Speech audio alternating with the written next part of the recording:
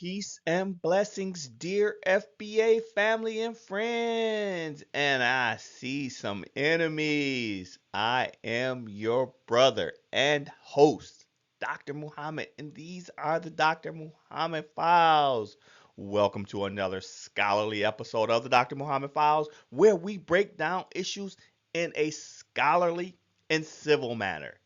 This episode continues a powerful and scholarly 7-part series where we examine how blacks built America, labor, culture, freedom, and democracy, a critical commentary grounded in the work of renowned scholar Dr. Joe Feagin. In this series, we spotlight the enduring and transformative contributions of foundational black Americans, those whose labor, intellect, culture, and resistance are interwoven into every corner of this nation's development.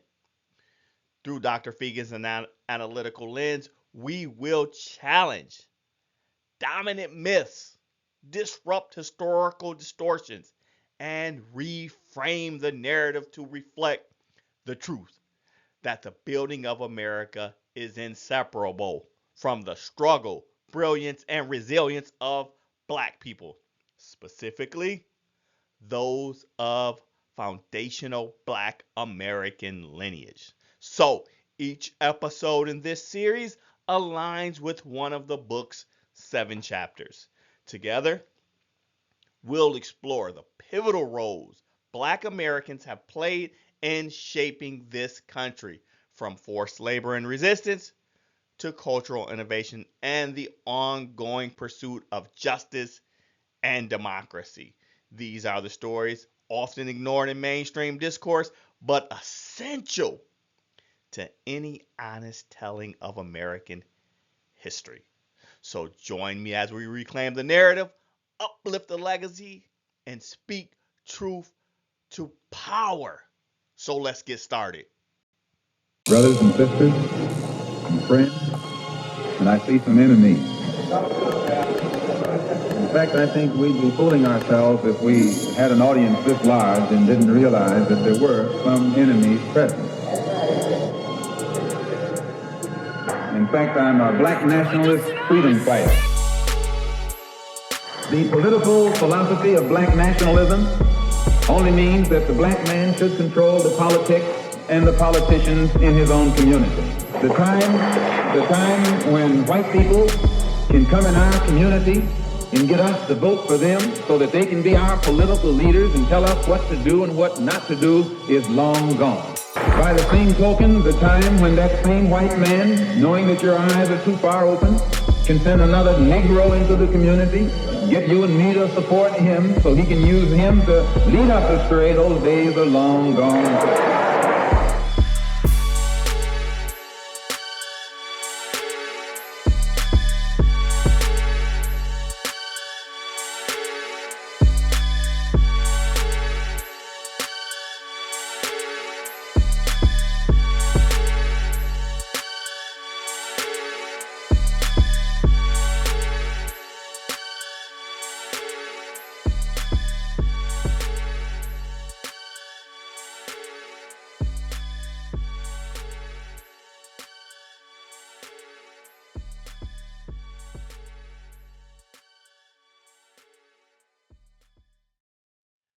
All right. Another shout out to my son for that fire collab on the music intro. So, before we begin, I emphasize and will use the term foundational black American to accurately reflect our identity, except when using direct quotes. So, in chapter 2, that's entitled Black Labor Building the Economy, Dr. Feagin lays bare a truth that is too often erased in the discourse of American history. That is, that black labor was not just important, it was foundational. This is why we being black American descendants of freedmen, have decided to self identify as foundational black Americans, because we understand that the black labor was not just important, but foundational to the development of this country.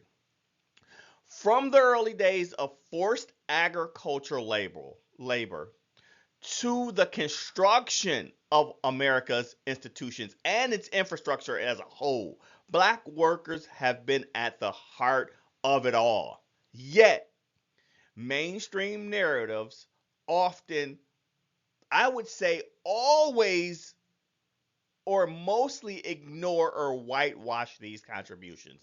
So, as we dive into this chapter, we'll uncover just how deep our FBA impact runs and how vital it is to reclaim this history honestly and fully. So, when we talk about black labor fueled nearly 4 centuries of United States development from agriculture to infrastructure, meaning without free black labor and its intellect, the United States as we now know it would not be what it is. As Dr. Feagin points out, black labor was not a side note. It was the central engine of Americans' economic development for centuries. Foundational black Americans, especially during enslavement, were the essential labor who built much of this country's wealth. Dr. Feagin averred, important to this country's economic system since the late 17th century, African Americans, he uses the misnomer, have likely been more at the essential labor core of this white dominated society for a longer period of time than any other racially oppressed group. Indeed, he goes on, Americans of European descent made extensive use of brutally enslaved black labor for much of this country's history. Frederick Douglass's haunting words makes it clear there was no season, Frederick Douglass says, no weather, no wet rest. Black people worked through brutality, building the foundation of America. Yet these truths remain buried, FBA family, friends, and I'm talking to you enemies, in many mainstream historical narratives. But today, we uncover them. So while many mainstream narratives they limit black labor to just the fields. Oh, you hear this narrative all the time, especially in the discourse on social media. Blacks just worked the field. They didn't build anything. They were just the labor, right? Well, Dr. Feagin makes it clear. Foundational black Americans were not just agricultural workers. They were the very backbone of America's development across industries. I would implore every industry beyond the plantations. Enslaved blacks and their descendants built the infrastructure, educational institutions, government buildings, transportation systems that formed the framework of the United States itself. I was in the discourse with a young lady on X just recently, and she said that the Bahamians built Miami, and that's just not true.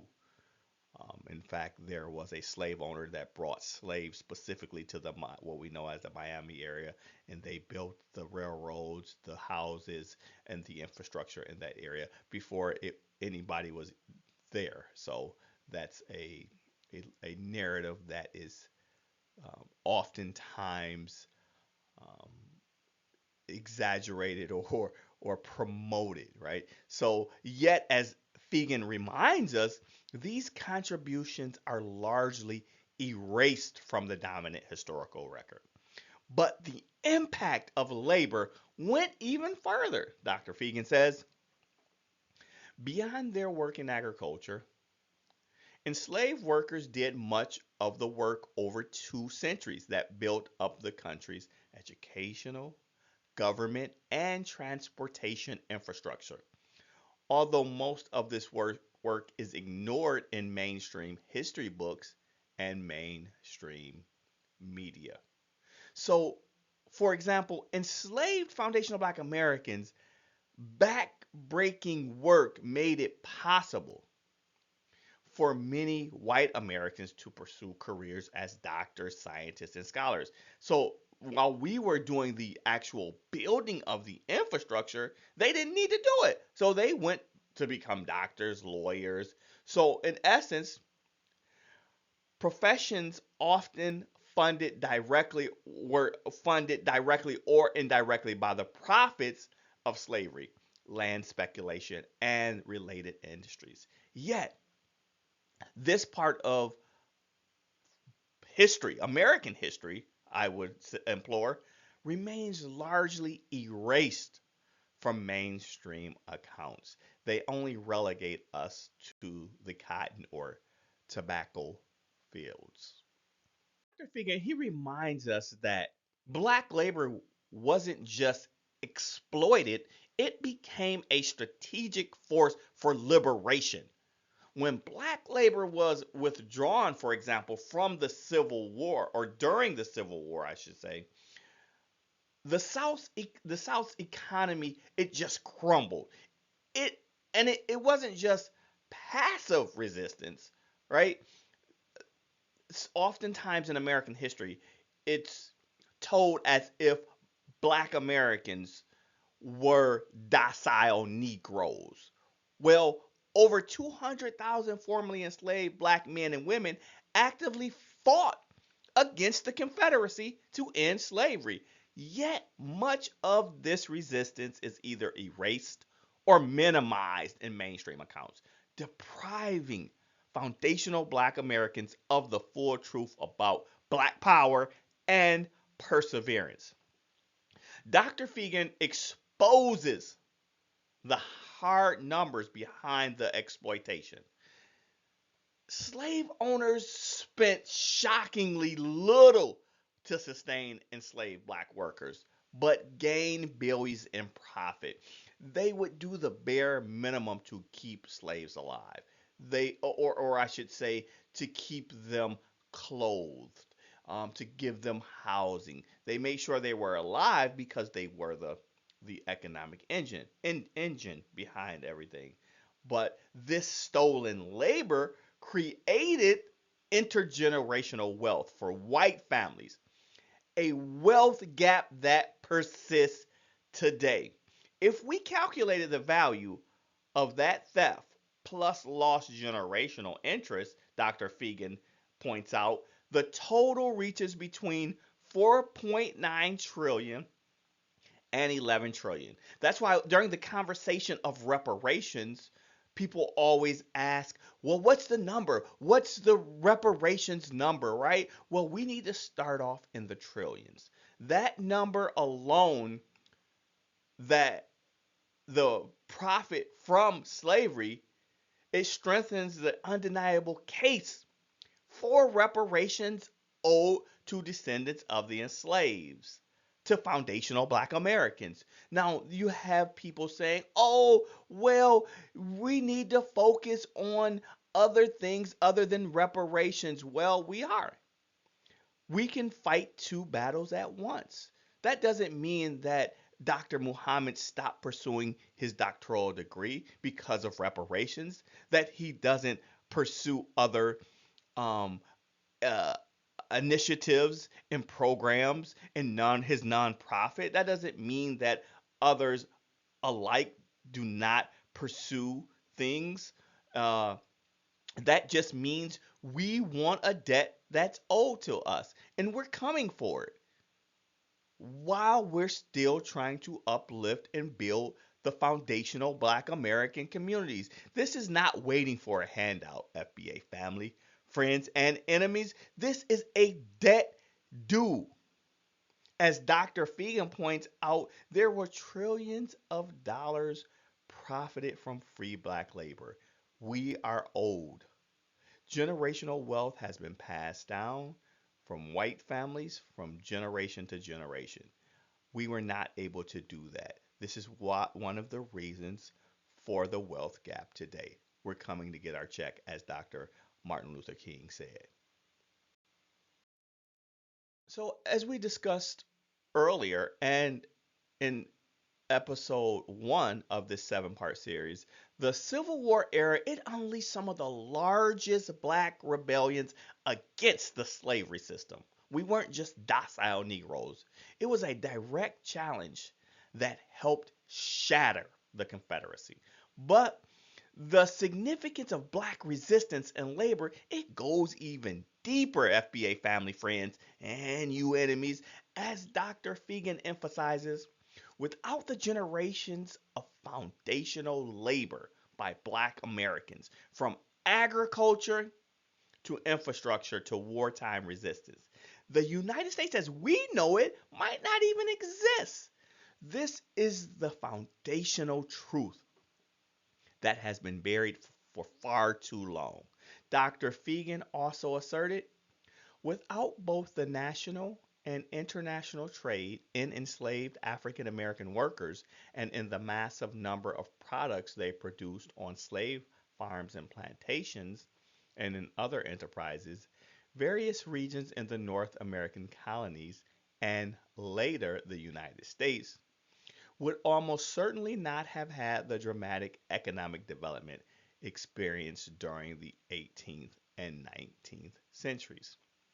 Dr. Feagin also noted slavery was central to the economic prosperity and wealth, not only of Britain and its North American colonies, but of countries such as Spain, France, and Brazil, and especially to elite whites and enterprises invested in slavery. In short, FBA family, friends, and you enemies always lurking, the labor, the resistance, and sacrifices of foundational black Americans were not just critical to the rise of the United States, they were the very foundation upon which the nation's economy, infrastructure, and global influence was built. It was the stolen labor of our ancestors that fueled the entire transatlantic economic empire, enriching white Americans and white elites, not only in the United States, but worldwide. This foundational truth has been buried far too long, family, and it is our responsibility to center it, to reclaim it, and tell the story fully and unapologetically. So, FBA family, friends, and enemies, as we close out this first episode, the second episode, I should say, remember the dominant narratives was never meant to include us, foundational black Americans, descendants of freedmen. Not truthfully, not wholly, but through this series, we are reclaiming the frame. We are centering it on foundational black American voices, the resistance, and the brilliance of foundational black Americans. So, the fight for foundational black American recognition is far from over, but through education, activism, and self determination, we will reclaim our rightful place in history. Our ancestors built this nation brick by brick, law by law, institution by institution. And now it is our duty to secure the justice, wealth, and legacy they were denied. The future of foundational black American empowerment is in our hands, and together we will reshape it. Stay tuned as we continue to uncover the truth and chart the path forward. Please like the podcast, subscribe, share it, and comment below. Signing off, your brother and host, Dr. Muhammad. And these are the Dr. Muhammad Files.